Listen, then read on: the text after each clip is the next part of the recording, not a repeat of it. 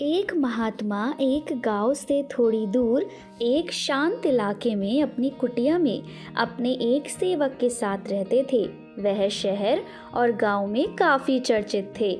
दूर शहर और गांव के लोग उनके पास अपनी समस्या लेकर आते और वे खुशी खुशी लोगों की समस्या का हल करते थे। एक दिन दूर शहर से दो हट्टे कट्टे नौजवान उनके पास अपनी समस्या लेकर आए। महात्मा ने देखा वो काफी मायूस दिख रहे थे। महात्मा ने आदर से अंदर आने को कहा और चारपाई पर बैठकर उनकी समस्या सुनी। पहला नौजवान बोला, महात्मा जी, हमने सुना है आप हर समस्या का समाधान जानते हैं। जो कोई भी आपके पास अपनी समस्या लेकर आता है वह खाली हाथ नहीं जाता। हम भी आपसे कुछ ऐसी ही उम्मीद लेकर आए हैं। तुम निश्चिंत होकर मुझे अपनी समस्या बताओ। महात्मा विनम्रता से बोले। महात्मा जी, दूसरा नौजवान बोला, बात ऐसी है, हम लोग इस शहर में नए आए हैं। जहाँ हमारा घर है वहाँ के इलाके में बहुत दहशत का माहौल है। वहाँ आवारा लोगों का बसेरा है। सड़कों पर गुजरते हुए लोगों से बदतमीजी की जाती है। आते जाते लोगों को गालियाँ दी जाती हैं। कुछ दबंग लोग शराब पीकर सड़क किनारे खड़े हो जाते हैं और सामने से गुजरते हुए लोगों के साथ बदसलूकी करते हैं। वो ना सिर्फ उन्हें गालियाँ देते हैं बल्कि नशे में उनके साथ हाथापाई तक पर उतर जाते हैं। पहला नौजवान बोला, हम परेशान हो गए। भला ऐसे समाज में कौन रहना चाहेगा, आप ही बताएं। दोनों नौजवानों की बात सुनकर महात्मा जी चारपाई से उठे और यह बड़बड़ाते हुए, यह समस्या बहुत गंभीर है, कुटिया के बाहर चल दिए। नौजवान ने बाहर जाकर देखा, वो शांत खड़े अपनी कुटिया के सामने वाली सड़क को देख रहे थे। अगले ही पल वो मुड़कर दोनों नौजवान से बोले, बेटा एक काम करोगे? महात्मा दूर इशारा करते हुए बोले, ये सड़क देखो। जहाँ ये सड़क मुड़ती है वहीं सामने एक नीम का बड़ा पेड़ है। जरा मेरे लिए वहाँ से कुछ नीम के पत्ते तोड़ लाओगे? जरूर महात्मा जी, जैसा आप कहें, कहकर दोनों नौजवान ने कदम बढ़ा दिए।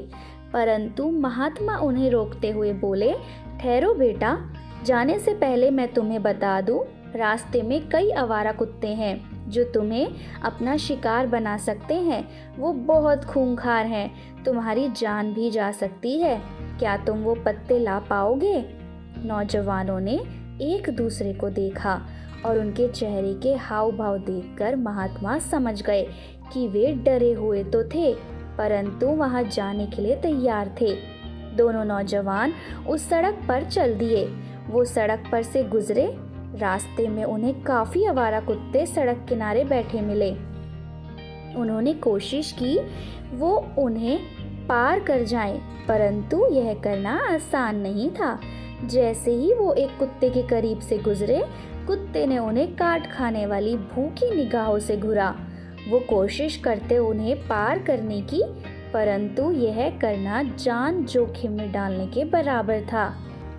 काफी देर इंतजार करने के बाद जब वे लौटे तब महात्मा ने देखा उनके हाथ खाली थे और वो काफी डरे हुए थे। वो महात्मा के करीब आए और बोले, हमें माफ कर दीजिए। पहला नौजवान बोला, ये रास्ता बहुत खतरनाक है। रास्ते में बहुत खूंखार कुत्ते थे, हम ये काम नहीं कर पाए।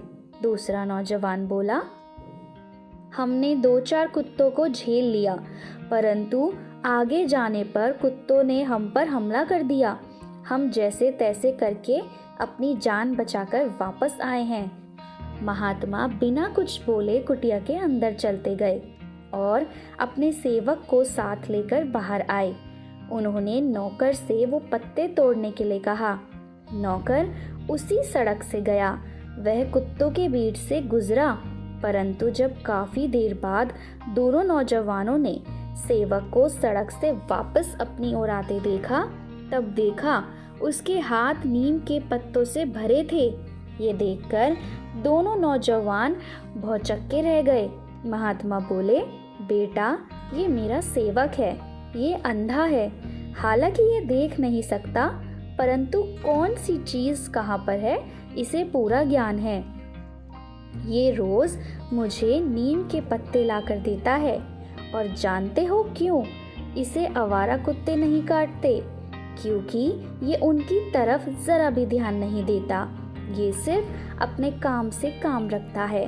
महात्मा आगे बोले, जीवन में एक बात हमेशा याद रखना बेटा, जिस फिजूल की चीज़ पर तुम सबसे ज़्यादा ध्यान दोगे वह चीज़ तुम्हें उतनी ही काटेगी। इसलिए अच्छा होगा तुम अपना ध्यान अपने लक्ष्य पर रखो। यह सुनकर दोनों नौजवान महात्मा के आगे नतमस्तक हो गए। अब उन्हें एक सीख मिली थी जिसे वो जीवन भर याद रखने वाले थे। तो दोस्तों, कैसी लगी आपको हमारी आज की कहानी? अगर अच्छी लगी हो तो इसे लाइक करिए और ज़्यादा से ज़्यादा शेयर करिए, और हमारे चैनल को सब्सक्राइब करना ना भूलिएगा।